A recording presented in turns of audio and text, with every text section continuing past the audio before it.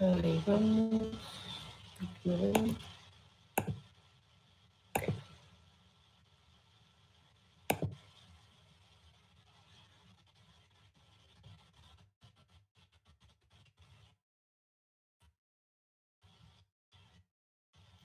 Ahí está. Vamos allá. ¿Me escuchas bien? Sí.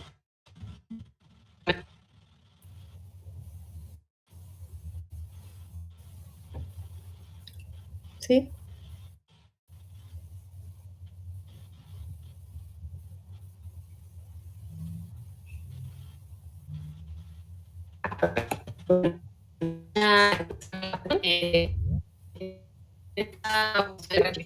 Empezamos unos ciclos de entes, cuatro computaciones, la forma en la que vivimos audiovisuales. Tuvimos una 5 conversaciones a propósito de películas realizadas sobre todo cineastas, realizadores que trabajaban con obras preservadas en colecciones públicas y privadas. Y nos pareció importante ahora tener invitados, con las invitadas, cómo se hace el trabajo de investigación, de uso de la tecnología, de creación de procedimientos profesionales que hacen este trabajo. Entonces, Pamela nos compartió una serie de links pues que pudimos revisar el fin de semana, pero quisiera que nos contaras un poquito más vamos a hacer más o menos 20 minutos de conversación y después vamos a hacer una ronda de preguntas. Entonces te doy la palabra, Pamela. Bueno, primero que todo quería agradecer la invitación. ¿Sí me escuchas bien? ¿Se escucha bien? Sí. ¿Sí? Okay. Sí. Quería agradecer la invitación de participar en esta versión de Aquelarre Archivístico. Yo feliz de participar en esta instancia. Y la verdad es que una de las principales motivaciones que tuve para aceptar esta invitación es pensando un poco en el contexto, ¿cierto?, que estamos, el contexto que nos lleva a esta modalidad online de estas experiencias de archivo que, por supuesto, esta pandemia, esta realidad dramática que estamos viviendo a nivel mundial, donde mucha gente lo está pasando muy mal, han perdido a sus seres queridos, hay gente que está pasando hambre, etcétera. Yo espero que todos los que estén hoy día presentes o que vean más adelante este video se encuentren bien. Les mando cariños a todos. Y en el contexto de lo que nos convoca aquí, en esta instancia, en este día, lo relaciono un poco con la incertidumbre que se nos viene hacia adelante, pensando en toda la recesión económica, que no sabemos realmente qué es lo que va a pasar, qué es lo que tendremos que enfrentar hacia adelante después de esta, que podamos empezar a volver a nuestros puestos de trabajo, a retomar la normalidad de la que se habla. Es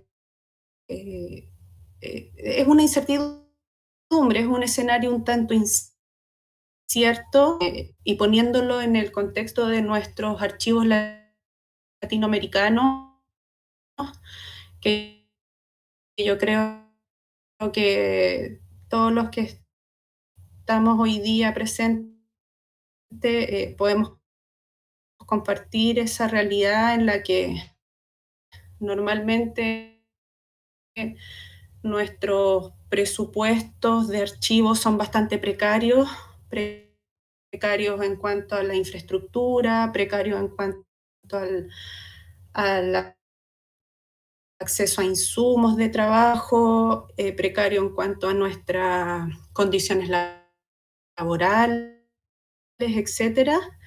Y sin saber cómo se viene el escenario para adelante, esto quizás pueda ser aún más precario. Esperemos que no, pero es un escenario posible. Entonces, pensando un poco en eso, creo que crear comunidad, fortalecer las redes de apoyo profesionales que se vienen construyendo ya desde hace tiempo, es una herramienta muy valiosa de la cual feliz yo me hago parte. En mi experiencia se ha demostrado que la colaboración entre personas siempre ha sido una herramienta muy potente a nivel de archivo, del intercambio de conocimientos, del intercambio de soluciones prácticas frente a los desafíos en nuestros archivos, etcétera. Entonces, un poco esa ha sido la motivación de compartir hoy día con ustedes mi experiencia en el archivo fotográfico y audiovisual de la Biblioteca Nacional de Ojo. Pamela, quería y como por aprovechar ello que es vas mi justo... profesión base, con más de 15 años que trabajo siempre relacionada con los archivos sonoros. De la Biblioteca Nacional, en donde principalmente me ocupo de la colección de audio que tenemos. Estoy un poco a cargo, digamos, también de la colección de imágenes de movimiento. La Biblioteca Nacional como institución, la verdad es que ha estado ligada a los documentos. Las colecciones tienen larga data dentro de la institución. En ella empezaron a conformar colecciones sonoras principalmente, pero también la biblioteca es de donde fonográficas, de cine. ¿Perdón? No. Pamela va a cambiar de dispositivo para que podamos escucharla de una manera más fluida, pero quería aprovechar, es algo que no hemos hecho en otras sesiones y siempre es interesante saber quiénes estamos conectados. Entonces, voy a aprovechar para presentarme. Yo soy Maxine Soto, en la organización de experiencias de archivo, que es el que compartimos una vez al mes la creciente comunidad de archivos audiovisuales en México. Quisiera decir que de varios lugares del país, pero principalmente de la Ciudad de México. Y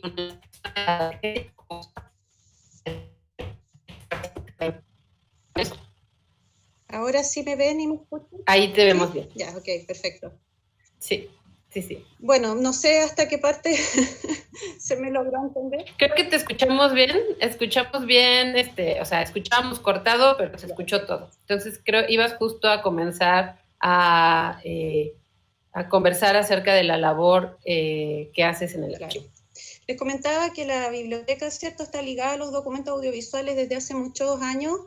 El depósito legal establece el depósito en la Biblioteca Nacional de todo lo que se publica en Chile, incluyendo las obras fonográficas y cinematográficas.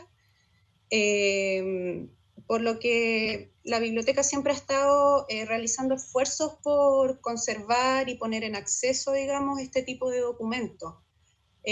Con todos los desafíos que eso conlleva para una institución bibliotecaria y con todas las dificultades y los resultados un poco de de dejar un poco relegado este tipo de documentos en virtud de lo que es bibliográfico, por las dificultades técnicas y de especialización que esto requiere.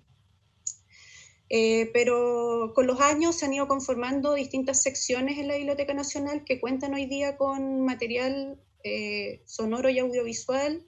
Entre ellos está el archivo de música, el archivo de literatura oral y tradiciones populares, que se encarga de todo lo que son los registros de campo,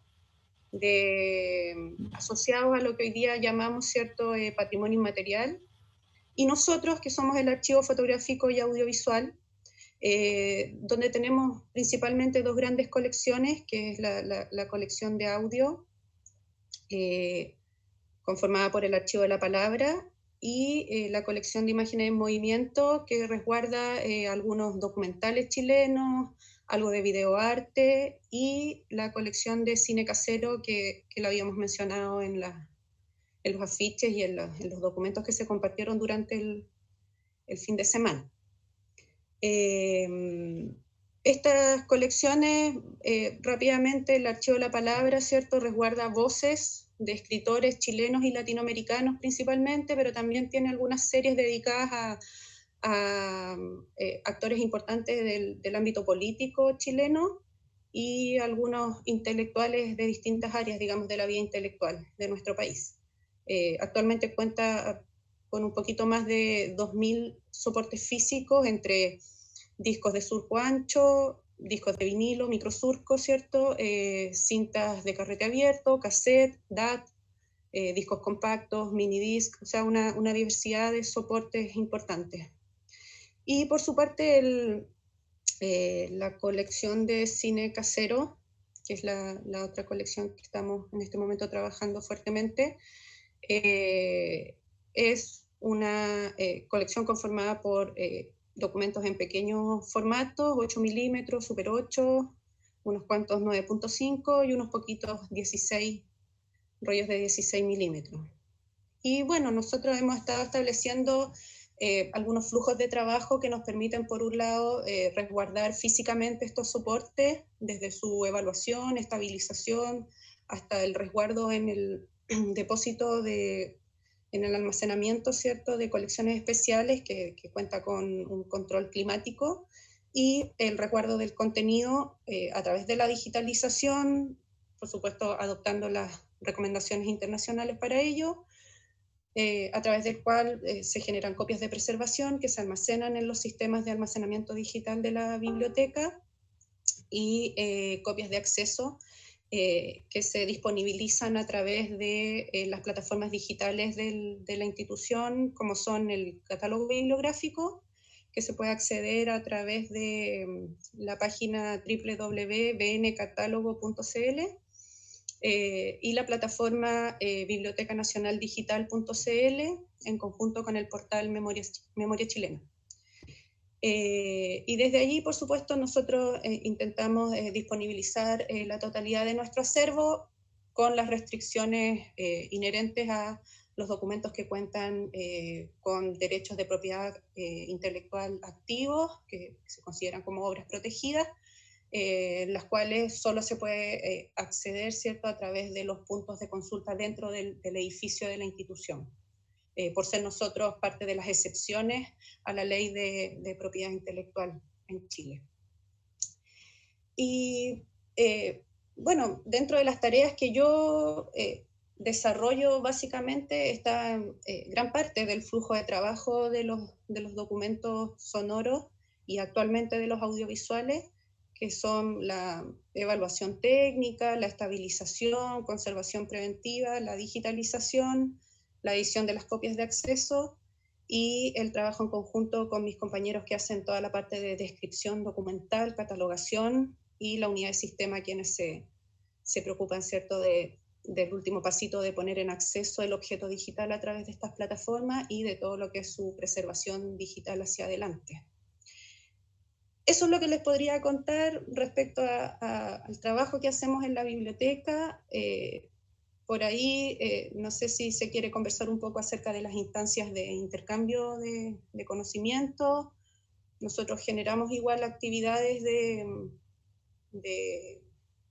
comunicación, digamos, con la comunidad, actividades abiertas a público, actividades internas, buscamos constantemente acceder a capacitaciones, somos un equipo pequeño, pero muy enamorado de lo que hacemos, y estamos constantemente buscando instancias que nos permitan capacitarnos a nosotros y también de poder entregar ese conocimiento hacia otras instituciones u organizaciones, archivos dentro de nuestro país,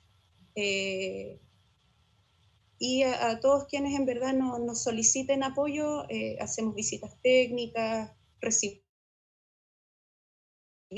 visitas en nuestras instalaciones, dictamos pequeñas charlas, generamos proyectos colaborativos, todo a un ritmo a baja escala, digamos, porque como les comentaba, somos un equipo bastante pequeño. Ahora, no sé, abro por supuesto la conversación a las consultas que puedan tener respecto al que hacemos en la biblioteca.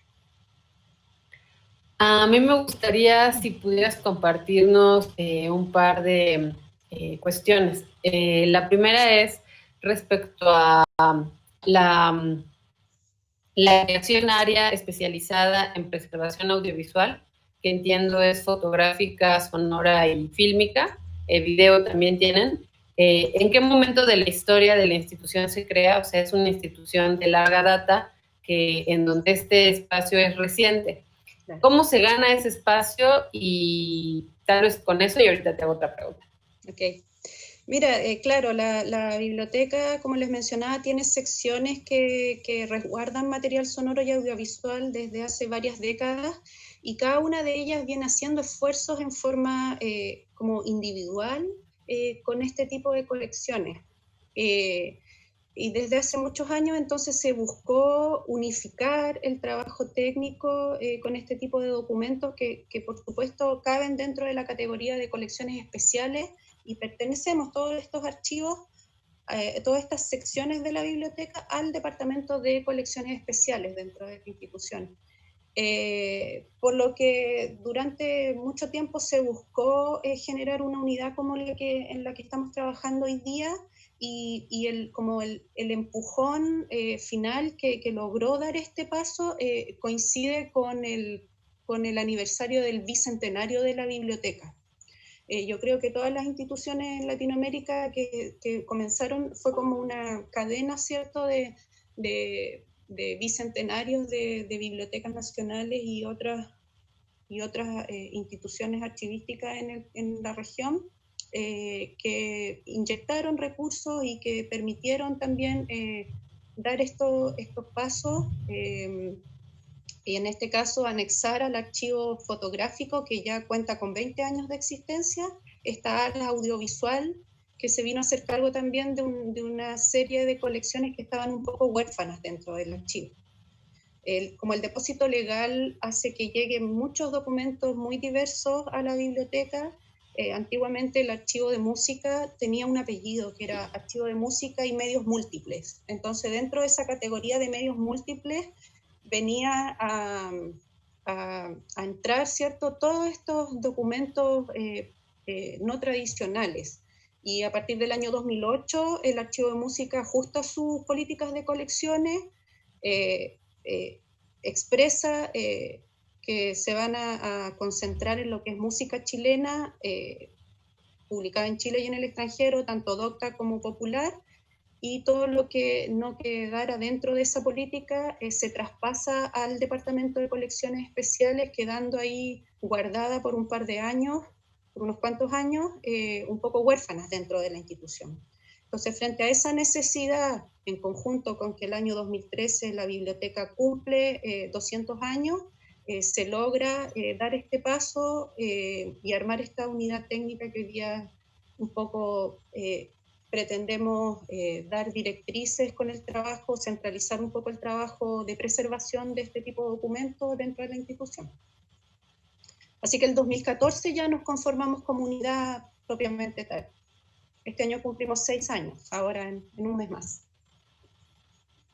Y por ahí mencionaste dos cuestiones, la de colecciones huérfanas dentro de instituciones, que quisiera preguntar en relación a esa orfandad, que también se le puede llamar pues renegados, ¿no? Son documentos renegados que, claro, que se hacen huérfanos, y que, bueno, aprovechando que hablamos de huérfanos, esta semana empieza el simposio de los orphans, que va a ser en línea para que, pues, si no lo tienen en la mira, va a ser una buena semana para conocer justo experiencias de archivistas o de investigadores o de cineastas que trabajan con este tipo de materiales renegados, ¿no? Y te preguntaba, o quisiera que habláramos un poquito de eso. Déjame ver, hay por ahí, tal vez si le bajas un poquito para que... Sí. Ahí está.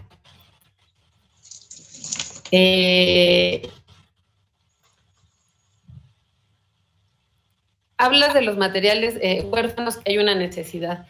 ¿Cómo opera esto en la práctica? O sea, yo estoy convencida que son personas las que entienden de las necesidades y que con esfuerzo de convencimiento y de sistematización logran cambiar la visión de ciertas instituciones. ¿Podrías compartirnos un poco más de cómo cambia en la práctica la valoración de este tipo de documentos en la Biblioteca Nacional? Sí, bueno, como te mencionaba, la biblioteca siempre estuvo, estuvo atenta a este tipo de documentos, pero por la falta de comprensión y de expertise para el manejo de este tipo de documentos, algunas de estas colecciones empezaron a migrar de una sección a otra. Por ejemplo, el Archivo de la Palabra, que es la colección de la cual yo tengo más conocimiento, nace el año 68, al alero, digamos, de la sección llamada Archivo del Escritor, quienes recuerdan principalmente manuscritos de escritores. Y en su momento se contaba con las máquinas, que en ese momento eran las máquinas actuales, para grabar y reproducir registros sonoros, pero con el tiempo estas máquinas comienzan a quedar obsoletas y con ellas también los funcionarios comienzan a tener dificultades en el manejo de este tipo de documentos y, como tú dices, empiezan a quedar relegados.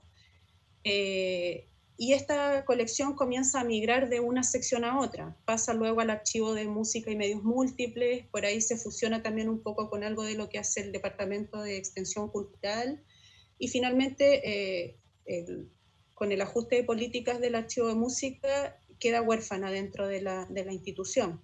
Es una parte de la colección es una parte, digamos, del acervo documental audiovisual el que va quedando dentro de la institución un tanto relegado, puesto que otros documentos, por ejemplo, todos los que están relacionados con la música chilena, siguen teniendo una atención importante, dentro de la biblioteca. Finalmente, la forma en que se logra que se valore la totalidad de este tipo de documento pasa mucho por empresas personales. Alguna jefatura, algún funcionario que le da el valor, que insiste en su valoración, que insiste en su procesamiento, que busca recursos, que golpea puertas hasta que en algún momento estas puertas se abren. Muchos archivos, yo creo, es una realidad similar, esta como de las empresas personales, de funcionarios, que empujan hasta que la institución en sí toma conciencia del valor real de la documentación que resguarda. No sé si con eso contesto la pregunta que me hacía. Sí, creo que nos das un contexto para apuntar hacia lo que, no sé si tiene mucho sentido decirlo así, pero me lo imagino como la metodología de las pasiones, ¿no? O sea, cómo convertir esas iniciativas de trayectorias personales a métodos de trabajo dentro de unidades de departamentos o direcciones de preservación, cómo hacer método de la pasión, ¿no? Porque creo que compartimos en diferentes instituciones que las iniciativas de valoración corresponden al trabajo de personas o de equipos que hacen esa valoración. Entonces, pensando si esa es como la base de lo que nos acabas de contar, tú nos compartiste algunos links a los materiales que ustedes tienen en acceso a través de la página de la biblioteca digital. Sí.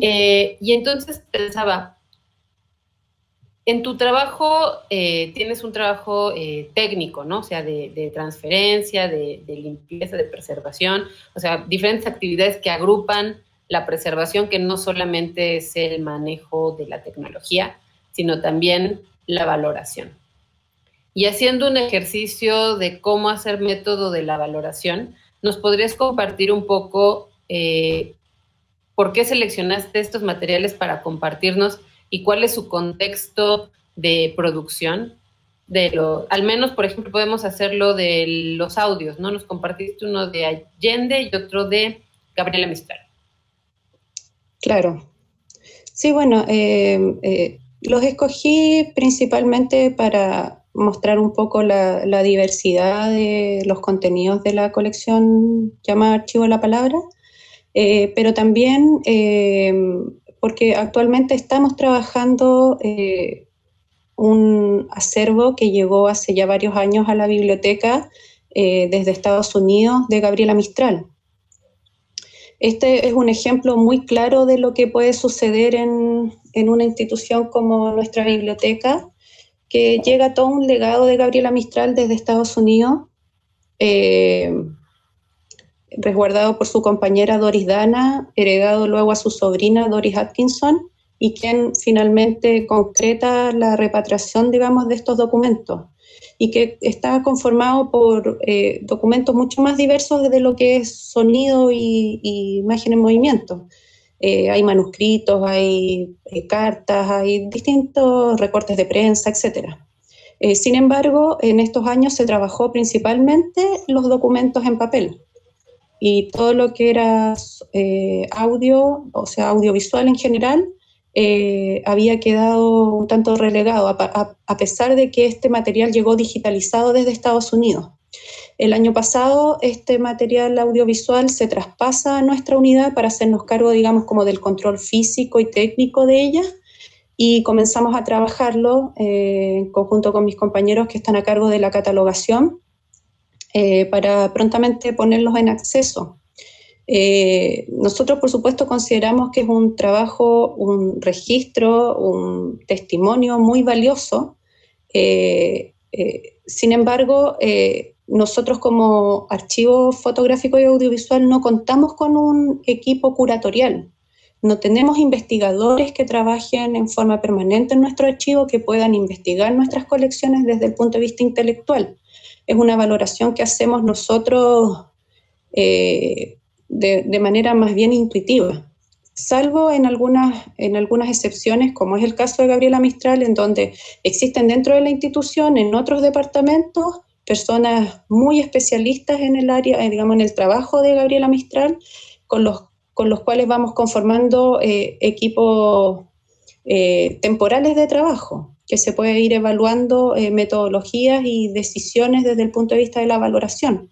Pero son casos puntuales en los cuales podemos hacer ese tipo de trabajo.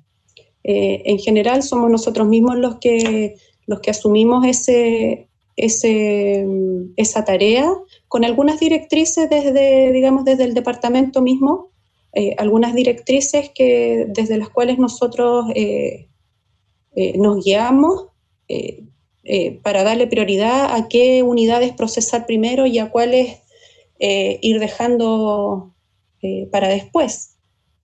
Pero en general, ¿cierto? Siempre hemos considerado que sería de gran ayuda poder contar con un equipo curatorial dentro del archivo para la valoración de nuestras colecciones. Yo les contaba esta experiencia de cómo a través, como tú dices, de la metodología de la pasión personal de un equipo o de una persona en particular, se van logrando alcanzar ciertos objetivos, y finalmente esta forma de trabajo se va normalizando dentro de las instituciones. La verdad es que yo no sabría dar una respuesta de cómo pasar de esta realidad, de esta metodología de la pasión, como tú mencionas, a una metodología institucionalizada. No tendría una respuesta para eso. Solo les puedo compartir la experiencia que hemos tenido. Voy a un poco dejar en paréntesis esa reflexión porque me interesa mucho, ¿no? Me interesa justo de haberte invitado, saber que es algo que compartimos y que en la metodología de la pasión y sus métodos de las intuiciones, creo que sí hay formas de asentarlo, ¿no? O sea, que conocemos. Voy a preguntar si alguien tiene un comentario al respecto o una pregunta que quiera hacer a Pamela. Si no, tengo un par de preguntas no preparadas, pero quisiera darles oportunidad también de hacer una reflexión. No sé si nos acompañan en el Jitsi directo alguien que quiera compartir su experiencia o un comentario de lo que dice Pamela, o voy a ver en el Facebook si hay comentarios. ¿Alguien aquí quiere comentar?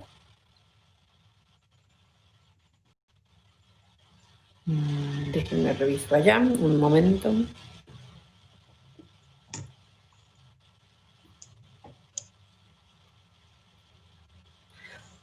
Ok, aquí hay una pregunta en el Facebook y nos preguntan cuál es tu formación o cómo, y dependiendo de eso, cómo es que te acercas al trabajo de archivo. O sea, cómo es ese acceso a la práctica. Claro, yo, como les comentaba al inicio, mi profesión base es ingeniero en sonido. Y desde allí, por supuesto, adquiero como los conocimientos técnicos que me permiten desarrollar el trabajo de parte de las etapas relacionadas con la preservación de documentos sonoros, pero herramientas técnicas que adquiero pensadas para otras áreas de desempeño de la ingeniería en sonido. En las escuelas en Chile, tanto sonido, audiovisual, e incluso de bibliotecología o de tecnología de la información, no existen currículum formales de formación en el área de preservación de documentos audiovisuales, salvo por ahí algunas excepciones muy puntuales. Entonces,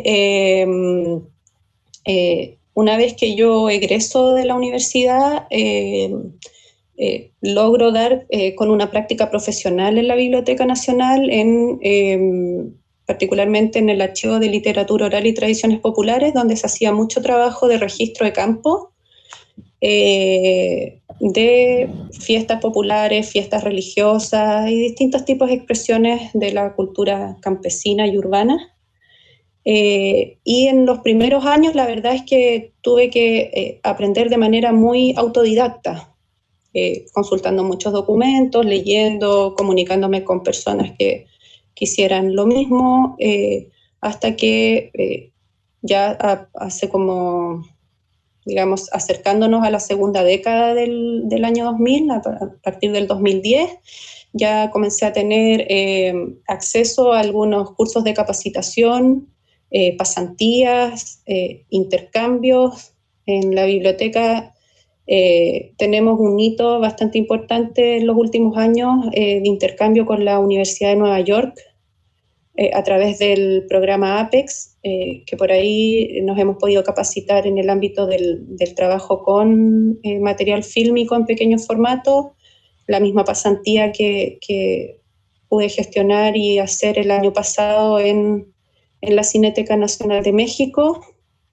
en la Fonoteca Nacional de México también, y así, buscando una constante búsqueda autodidacta, digamos, autogestionada, de capacitación y de intercambio de conocimientos, más que de capacitación formal, de intercambio con otros profesionales, con quienes he podido aprender y enseñar al mismo tiempo. Enseñando también uno a veces aprende muchísimo. ¿Y tú crees que de alguna manera esos espacios de aprendizaje influyen en la valoración de la propia colección? O sea, uno se capacita y va conociendo otras experiencias y eso hace que cambie también la forma en la que uno vuelve a ver las colecciones con las que trabaja. O no sé si tuviste esa perspectiva, ¿no? O sea, se da por supuesto que uno va a capacitarse o intercambia con otros colegas para aprender más, pero en específico, ¿te ha ayudado a notar cosas que no notabas de las colecciones con las que trabajabas? Eso ha ayudado a la valoración de la propia colección, en el caso Sonora, que es con la que mencionabas que trabajabas. Sí, yo creo que sí. Ahora no se me viene a la cabeza en este momento algo particular específico que pudiera compartir, salvo que el hecho de generar redes, digamos, con otras instituciones, tanto en Chile como en el extranjero, y comunidad con otros profesionales ha permitido también generar proyectos colaborativos que incluyen la valoración de nuestras colecciones. Tener que seleccionar materiales para el proyecto colaborativo con ciertos criterios que se van delineando, digamos, dentro del proyecto, en conjunto con las otras instituciones con las que estamos trabajando. Actualmente estamos trabajando en un proyecto colaborativo que quiere impulsar, digamos, la difusión de nuestra colección Archivo La Palabra con Uruguay, con México, con instituciones de esos países, y queremos ampliarlo, por supuesto, a otros países también. Entonces eso nos obliga a hacer una revisión intelectual también de la colección. Por cada proyecto, en verdad, que nos embarcamos, se requiere nuevamente hacer una revisión hacia adentro, que es probablemente puede ser uno de los puntos más débiles que tenemos, la valoración intelectual dentro del trabajo que hacemos en el archivo. Preguntan en el Facebook justo sobre las colaboraciones, y mencionas las colaboraciones internacionales o con otras instituciones. ¿Ustedes tienen estrategias de colaboración con colectivos, con casas de cultura, creo que ahí se llaman comunas, ¿no? Proyectos específicos por localidad? O sea, ¿han tenido experiencias de proyectos con organizaciones pequeñas? Sí, hemos tenido. No es una estrategia permanente, es algo que se va dando y que nosotros siempre estamos abiertos a desarrollarlo, nos interesa mucho. Un ejemplo es precisamente la realización del APEX del año 2016 que se realizó en Santiago, en donde la Universidad de Nueva York, ¿cierto?, con su programa de preservación audiovisual, viaja al país patrocinante, en este caso Chile, y vienen a trabajar sobre una colección que se selecciona. Y es un intercambio de conocimiento. El equipo está conformado por estudiantes del máster, digamos, de preservación audiovisual de la universidad, de profesores, de profesionales y, por supuesto, personas de la misma institución que los recibe. Y en este caso nosotros lo hicimos en conjunto con un canal de televisión comunitario llamado Señal 3 de la población La Victoria, que es una población acá en Santiago muy emblemática, sobre todo por la resistencia que vivieron durante el periodo de la dictadura militar. Y en esa oportunidad trabajamos todo este programa de intercambio de preservación audiovisual de la Universidad de Nueva York en conjunto con el canal comunitario Señal 3 de La Victoria, donde la mitad del equipo se dividió en la biblioteca para trabajar con la colección fílmica de cine casero y la otra mitad se dividió para trabajar con la colección, con el archivo que ellos tienen de video magnético, U-matic, VHS y otros formatos. Así es que esa fue una experiencia muy, muy enriquecedora con una organización comunitaria, pero no es la única que hemos tenido. Como les mencionaba, nosotros hacemos visitas técnicas y recibimos visitas en nuestras instalaciones y estamos muchas veces abiertos a generar proyectos colaborativos de apoyo hacia esas otras organizaciones en la medida que se pueda, porque nuevamente hay que insistir, ¿cierto?, que somos un equipo muy pequeño con recursos bastante limitados. Así es que cada vez que podemos hacerlo, que surge la necesidad y que se dan las condiciones, lo hacemos. Y retomando esta experiencia que tuvieron con Apex, no recuerdo cuánto tiempo se quedan. ¿3 semanas fue en esa ocasión? 2. ¿O 2 semanas? 2 semanas.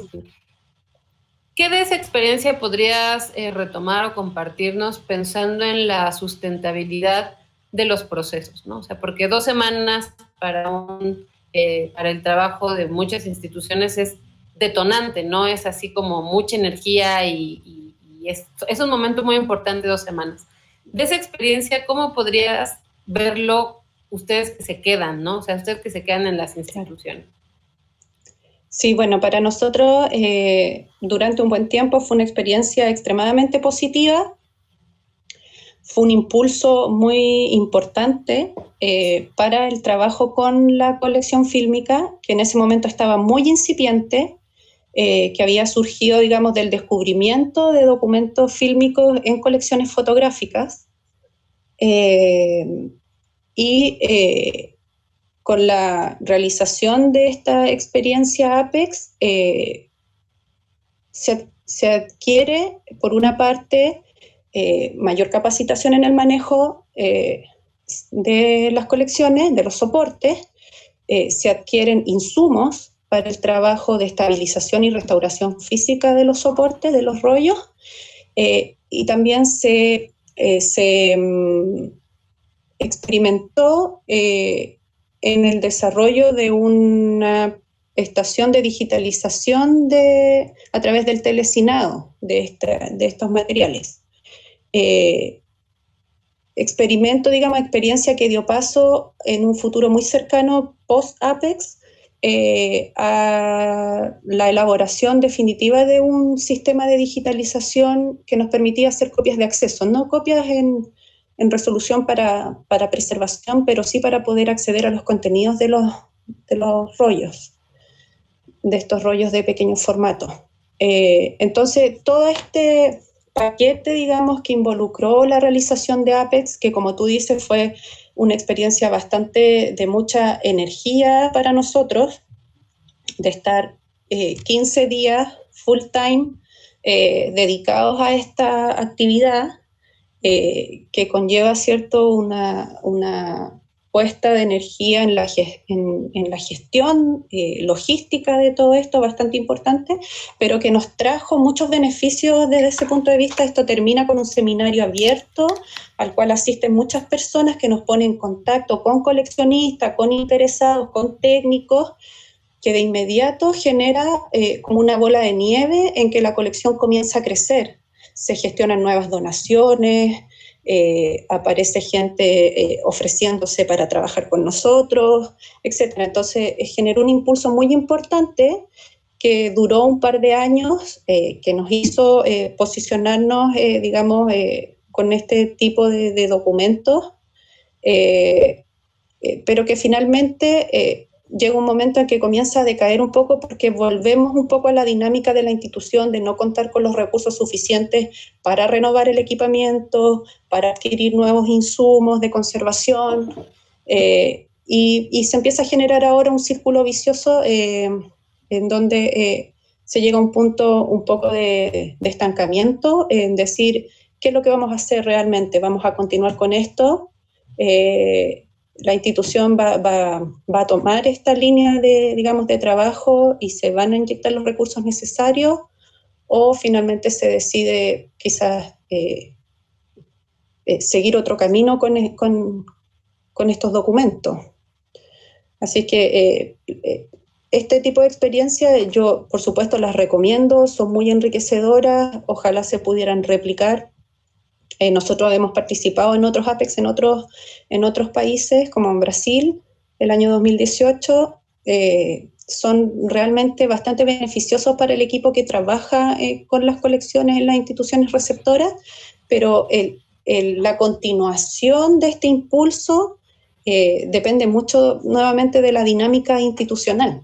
Entonces, puede que sea de largo aliento durante algunos años, pero es importante preocuparse durante esa primera etapa post capacitación, post APEX, de generar, apretar las teclas necesarias dentro de la institución para que esto pueda tener realmente una continuidad en el tiempo. Tenemos un par de preguntas más y con esas acabaríamos, a menos que hubiera otras aquí en el Jitsi. Y una está relacionada con lo que nos acabas de compartir, porque preguntan cómo escoges una vida de archivista, ¿no? Y creo que tiene que ver con lo que acabas de decir, ¿no? O sea, es una tarea que participas en un taller y luego trabajas en una colección un par de años y luego, es un trabajo que requiere un luego, ¿no? Y luego haces otro proyecto y luego incides en la política de la institución y luego incides en otras instituciones. Entonces, ¿cómo se escoge ser archivista audiovisual? O sea, ¿hay un momento crítico ahí de decir, ya este año y ya me dedico a hacer otra cosa? Claro. ¿O cómo se sitúa uno imaginando el futuro? ¿Qué dijiste el último? ¿Cómo se sitúa uno como archivista para imaginar el futuro de uno mismo con las colecciones y de las colecciones? Pongo, por ejemplo, un proyecto de un par de años tiene un resultado, una conclusión. Pero ¿cómo se configura esa identidad del archivista audiovisual? ¿Cuánto tiempo dura esa intención? O sea, ¿cómo te has puesto a pensar en esa actividad que ahora realizas que llamamos archivista audiovisual? Sí, bueno, en mi caso fue bastante lento. Tomó muchos años de trabajo. Trabajé mucho tiempo de manera más bien aislada, con poca conexión con otros profesionales. Entonces me tomó bastante tiempo poder comprender que me iba a dedicar a esto, ojalá para siempre. Pero llegó un momento en que, por supuesto, si bien siempre estaba la incertidumbre de si es que iba a poder continuar, porque como tú mencionas, uno va, o en mi caso personal, iba de proyecto en proyecto, proyectos con tiempos limitados, con lagunas entre medio, con todo lo que eso significa, por supuesto, pero siempre con mucho ganas mías de continuar, por lo que yo siempre estaba muy propositiva, siempre tenía propuestas para darle continuidad a los proyectos, buscando formas de conseguir recursos a fondos concursables, etc. Hasta que uno de repente, en mi caso, di como con las personas también clave, con quienes pudimos armar un equipo de trabajo bastante sólido. Algunos de ellos están aquí presentes en esta conversación hoy día, aprovecho de saludarlos.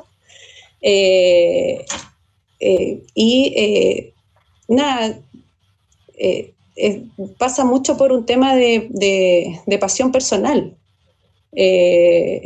Yo en lo personal me enamoré de este trabajo y no lo quise soltar, y por lo mismo seguí, digamos, empujando a poder a dedicarme a esto, pero creo que también tiene que ver con la ubicación temporal en la cual yo comencé a trabajar en esto. Creo que las cosas han cambiado bastante. Por lo menos en Chile se ha avanzado mucho en los últimos 15 años. También la cantidad de documentación a la cual hoy día uno puede acceder, actividades online, redes en general a través de las tecnologías que nos permiten la conexión remota. Creo que hoy día es más fácil en ese sentido, uno puede tomar esa decisión que a mí me costó muchos años de forma más rápida. Y esto que nos dices, bueno, en este contexto, y que fue lo que tú comenzaste comentando respecto a esta contingencia sanitaria que nos tiene pues preocupados de salud y de vida, y esta pregunta, ¿no? O sea, me preocupa a mí, por supuesto, los seres queridos, mis colaboradores del trabajo, pero sí pienso también, ¿no? Volveré con los materiales, ¿no? O sea, dejé los documentos suficientes para que alguien más retome el trabajo si no somos nosotros los del equipo de trabajo. Creo que es algo que apunta a pensar qué va a pasar. No digo después del COVID, porque ya no sabemos cuándo va a ser después del COVID, pero que apunta a pensar en esa preocupación. Nos preguntan para concluir, en todas las colecciones hay algo que nos ha sorprendido, ¿no? Yo no te preguntaría qué es lo mejor, lo más raro con lo que has trabajado, pero sí, si nos puedes dejar como última intervención de tu parte, ¿recuerdas alguna conexión con un documento, o sea, con el que hayas trabajado y hayas, no sé, de sorpresa, de rareza, de incomprensión también, ¿no? De no comprender un documento? ¿Nos podrías compartir una experiencia al respecto? Bueno, sí, es algo bastante, podría mencionar dos ejemplos, uno bastante personal, que tiene que ver con mis inicios en el trabajo con archivos. Como partí trabajando en el archivo de literatura oral y tradiciones populares, donde se recuerdan muchos registros de campo, de la cultura tradicional, de la cultura popular, me sucedió que los primeros documentos con los que trabajé, que tenían que ver con el romancero español y tenían que ver con nuestra música tradicional chilena, que es la cueca, particularmente la cueca urbana, fueron como los primeros documentos que me tocó trabajar en los primeros años. Sentí una conexión muy directa con la identidad propia, y creo que esa conexión que yo sentí con esos documentos, el identificarme con algo que para mí era un tanto desconocido hasta ese momento, lo puedo extrapolar a la importancia del resguardo de este tipo de expresiones y de este tipo de patrimonio. El resguardo de nuestra identidad, tanto de mi país, ¿cierto?, como de toda nuestra región latinoamericana, me generó ese nexo, digamos, para valorar y querer quedarme trabajando en esto. Y por otro lado, otro ejemplo que podría mencionar es lo que estamos trabajando actualmente de Gabriela Mistral. Son registros que consideramos nosotros valiosísimos. Por una parte están los registros, digamos, de ella narrando su obra, partiendo por los que posteriormente fueron publicaciones hechas por la Biblioteca del Congreso de Estados Unidos y otros más, pero también hay muchas horas de conversación personal, en donde se ve a una Gabriela Mistral humana, terrena, digamos, y que hoy día le estamos dando mucho energía a que muy pronto van a estar disponibilizados estos documentos para que todos puedan acceder a ellos. Es un material realmente maravilloso. Pues muchas gracias por compartirnos eso para tomar tu experiencia como inicio para conocer esas colecciones y verlas con esa conexión que tú tienes. No sé si alguien quiera hacer una reflexión o una pregunta de los que están ahorita en la conversación. Si no, quisiera aprovechar y hacer una reflexión final de lo que nos comparte Pamela. Ella habló de la iniciativa del archivista, o sea, de ser propositivo, y yo creo que ahí se puede decir de otra forma que es la imaginación archivística, pero no la imaginación creativa de esa que inventa nombres a los documentos, digo, de la imaginación que nos permite idear proyectos y idear continuidad. Y mencionaba también, pues eso se vincula con una disposición al aprendizaje. No detalló mucho Pamela, pero esto implica una transdisciplinariedad, ¿no? Es el uso de la tecnología, pero también una valoración humanística, una perspectiva humanística de los documentos. Y mencionó también la necesidad de conectar con personas que tienen esa disposición, ¿no? Disposición a aprender, disposición a compartir. Y pues en el caso de Pamela, que quiero aprovechar, no sé si se permite en este tipo de eventos online, pero saludar a Janet y a Soledad por ahí, en algún momento nos escucharán, pero me da mucho gusto conocer la experiencia que tienen como grupo de trabajo y pues que he ido conociéndolas de manera pues separada y en algunos casos juntas, pero que admiro que se pueda conocer su forma de trabajo, experiencias como esta. Entonces, no sé si compartirnos algo más, si no, pues creo que nos despedimos y les agradecemos que hayan participado escuchando, reflexionando. Si en otro momento quieren conversarlo en un chat o correo o busquemos la manera, pues aquí estamos en el Aquelarre Archivista. Bueno, muchas gracias. Saludos a todos. Saludos a todos. Muchas gracias. Dicen aquí en los comentarios. Y cuídense. Dejamos grabada la sesión, así que si luego quieren volver, pues esperamos preservarla adecuadamente. Okay. Nos vemos. Chao. Entonces, hasta luego. Chao.